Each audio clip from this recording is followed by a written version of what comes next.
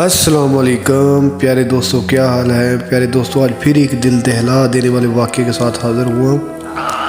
چلتے ہیں ہم کہانی کی طرف۔ جس گھر میں ہم رہتے تھے، یہ گھر ہم نے رینٹ پر لیا ہوا تھا، اور مالک مکان بری نیچر کا بندہ تھا۔ ہر ماہ رینٹ بڑھا دیتا تھا۔ جب بڑھانے کی وجہ پوچھو تو لڑنے لگ جاتا تھا۔ پھر میرے والد صاحب نے ایک نیا گھر دیکھ لیا۔ اس کا رینٹ بھی کم تھا اور مالک مکان بھی اچھا تھا۔ میرے والد صاحب نے یہ سب باتیں آ کر ہم لوگوں سے شیئر کی، یا کہیں کہ اپنا فیصلہ سنایا۔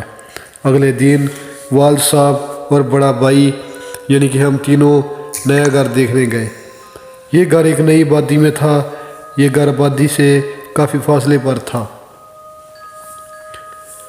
یہ گھر ہمارے اس وقت کے موجودہ گھر سے کچھ فاصلے پر تھا۔ یہ ایک نئی آبادی تھی، مطلب کوئی نئی جگہ تھی، جیسے آج کل ہاؤسنگ سوسائٹی ہوتی ہے۔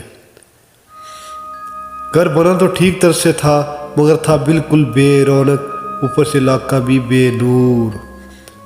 میں اس گھر میں آنے پر خوش تھا، لیکن یہاں خوف معلوم ہوتا تھا، شاید اس لیے بھی کہ یہ آبادی سے ہٹ کر تھا۔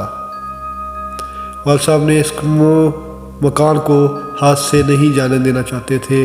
وجہ یہ تھی کہ پرانے مالک کے ایٹیٹیوڈ سے تنگ آ چکے تھے، شاید اس لیے بھی اس کا رینٹ بھی مناسب تھا۔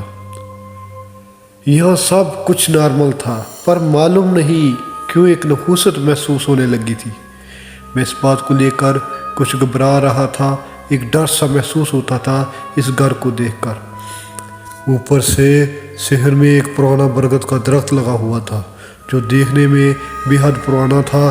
اس کی شاخیں ایسے معلوم ہوتی تھی جیسے کوئی بال کھولے ہمیں مسلسل دیکھ رہا ہے۔ میرے بڑے بھائی نے بھی یہ بات والد صاحب کو بولی۔ ابو، آپ کو یہ گھر عجیب نہیں لگ رہا؟ جس پر والد صاحب نے بس اتنا ہی کہا، نہیں، مجھے کچھ عجیب نہیں لگا۔ اس نے بتایا اس گھر میں کچھ بلیاں نظر آئی، اور عجیب بات یہ تھی وہ بلیاں ہم لوگ سے بالکل بھی خوف زدہ نہیں تھی۔ اگلے دن ہم لوگوں نے گھر کی صفائی شروع کر دی۔ صفائی کے دوران ہمیں ایک کمرے میں کچھ گیندے کے پھولوں کی پتیاں ملی۔ بعد میں معلوم ہوا یہ پھول ہندو لوگ اپنی عبادت کے دوران استعمال کرتے ہیں۔ خیر، 2 دن بعد ہم لوگ یہاں شفٹ ہو گئے۔ اس نے بتایا جب ہم نے سامان کے ساتھ گھر پہنچے تو گھر کے مین گیٹ کے بالکل سامنے ایک کالی بلی بیٹھی ہوئی تھی۔ اس بلی کو دیکھ کر میرے والد صاحب نے دھتکار دیا، پر وہ بھاگنے کی بجائے غرانے لگی۔ اس طرح کھڑی ہو گئی جیسے ابھی ہم پر حملہ کر دے گی۔ خیر، گاڑی سے سامان اتارا جانے لگا۔ اتنی دیر میں وہ بلی معلوم نہیں کہاں غائب ہو گئی۔ ہم نے گھر کے 1 دن پہلے آ کر صاف کر دیا تھا، اس لیے بس سامان رکھنے کی تکلیف رہ گئی تھی۔ سامان رکھ کر ہم لوگ بالکل تھک گئے، اور رات کا کھانا کھا لینے کے بعد ہم لوگ اپنے اپنے بستروں پر جاتے ہی تھکن کی وجہ سے سو گئے۔ رات کے کسی پیر ہمیں شہر سے بلیوں کی رونے کی آوازیں آنے لگی، جن کو سن کر ہم لوگ خوف کے دائرے میں آ گئے۔ اب اٹھ کر باہر آ گئے، انہیں دھتکار دیا، جس کے بعد ہماری جان میں جان آئی۔ صبح سب لوگ اٹھے تو شہر میں کسی جانور کا کٹا ہوا سر پڑا تھا، اور ایک بلی اسے نوچ نوچ کر کھا رہی تھی۔ میں نے جب دیکھا تو ڈر کے مارے شور مچا دیا۔ عجیب بات یہ تھی کہ وہ بلی اس شور کے باوجود بھی وہاں سے نہیں بھاگی، جیسے اسے فرق ہی نہ پڑا۔ ابو نے لکڑی کی ایک چھڑی ہاتھ میں اٹھائی اور 2-3 بار زمین پر ماری، جس سے وہ بلی سر سمیت بھاگ گئی۔ ہم لوگ یہ سب دیکھ کر بہت ڈر گئے تھے، پر ابو نے ہنس کر کہا، اس میں ڈرنے والی کوئی بات نہیں۔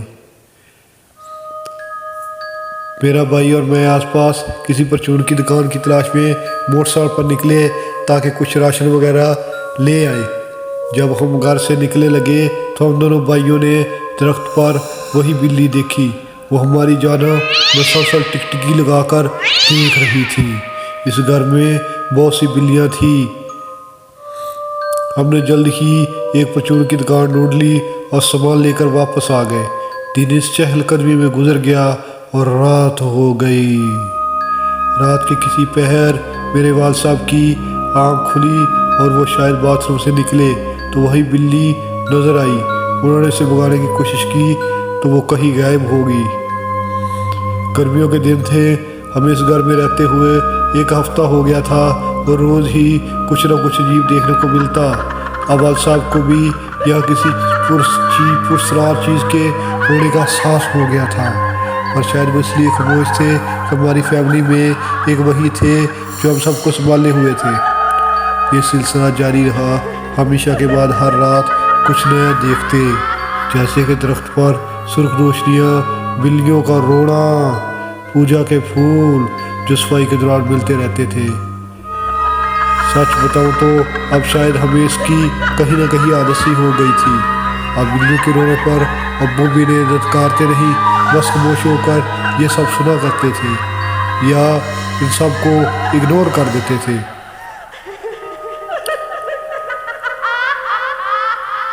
एक रात तो हद ही होगी, हम सब एक ही कमरे में बैठे हुए थे और किसी ज़रूरी टॉपिक पर डिस्कशन चल रही थी कि हमें शहर में नाचने गाने की आवाज़ें आने लगी। मालूम पड़ता था जैसे कुछ औरतें कुछ गा रही हैं, शायद किसी चीज़ की खुशी मना रही हैं। हम लोग के आसपास कोई घर तो था नहीं, घर के बाहर भी कुछ ऐसा नहीं था। ये बात वाज़ह थी कि आवाज़ शहर से आ रही है। हम लोग इतना खौफज़दा हो गए, इतनी हिम्मत नहीं हुई एक बार बाहर जाकर देख ले।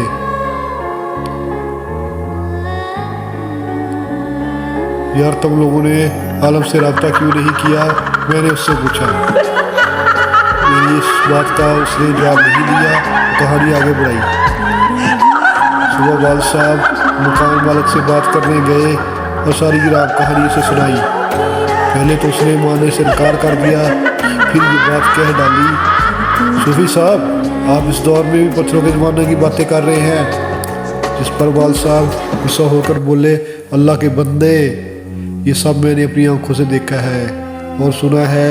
तुम अब मुझे जुठला रहे हो क्या? मैं तुम्हें इतनी दूर सिर्फ मजाक करने आया हूँ? मुझे कोई परेशानी है तो ये सब कह रहा हूँ। अब मैं अपनी बीवी बच्चों को इस अजाब में नहीं रखना चाहता। उसने बताया। वाल साहब की लंबी चौड़ी दास्तान सुनकर उसके मुंह से भी सच निकल गया। उसने बताया, जो भी इस घर में आता है ज़्यादा वक्त नहीं रुकता। वहाँ जो कोई भी है किसी को नुकसान नहीं पहुँचाता। आपको ये घर कम पैसों में रेंट पर दिया है।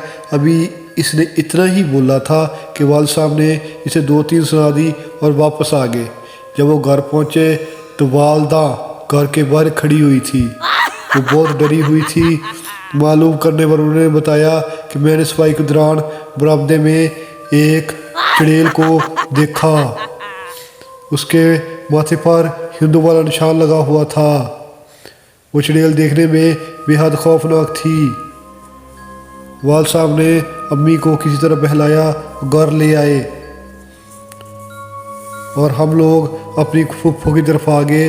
वो भी इसी शहर में रहती थी। कुछ दिन वही रुके रहे, फिर नया मकान मिला तो इस मनहूस घर से सब सामान उठाकर दूसरे घर में शिफ्ट हो गए।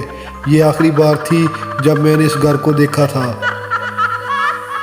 ये मेरी ज़िंदगी के खौफनाक तरीन अयाम थे। वो घर, वो बिल्ली, वो आवाज़ें, वो नाचने गाने की आवाज़ें, वो चुड़ैल मुझे अब भी अक्सर ख्वाब में डरा देती है। प्यारे दोस्तों, कैसी लगी ये कहानी? अगर अच्छी लगी तो लाइक, शेयर और कमेंट ज़रूर करना।